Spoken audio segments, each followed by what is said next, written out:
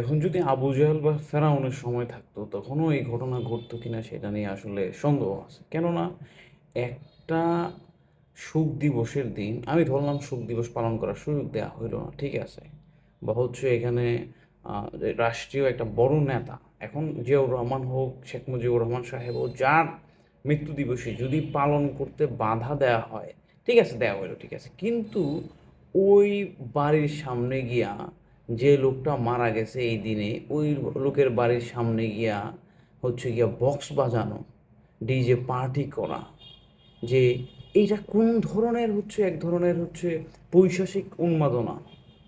যদিও এটা এটা কোনো দল করে না, মানে হচ্ছে বিএনপি বা জামাত বা এরকম দল করে না, এনসিপি করছে।